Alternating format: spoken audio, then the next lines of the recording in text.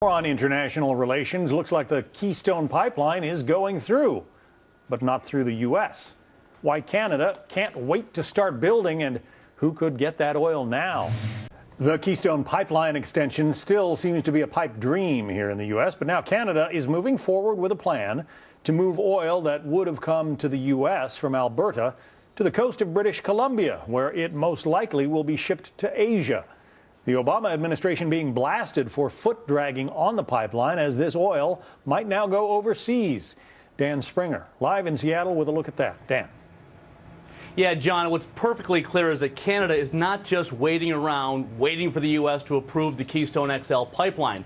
Producers in Canada will get the massive amount of oil in the oil sands to market one way or another. Keystone has been in limbo for over 5 years. That's how long the U.S. State Department has been studying the project. It has to approve the pipeline because it would cross a U.S. border. But while the environmental review drags on, a whole new pipeline from Alberta to the British Columbia coast has been developed, reviewed, and now approved by Canada's Energy Board. It's now just waiting a final approval by Prime Minister Stephen Harper. This oil is going to be produced.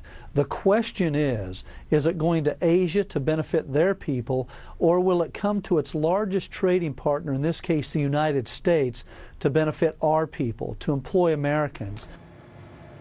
The Enbridge pipeline, as it's called, is expected to carry more than 500,000 barrels of oil per day to tankers that would then ship it mainly to China. But Canadian producers don't call it Plan B. They say there's enough oil to fill Enbridge, Keystone XL, and a third pipeline going east through Canada. Analysts expect production in the oil sands to nearly triple by 2030.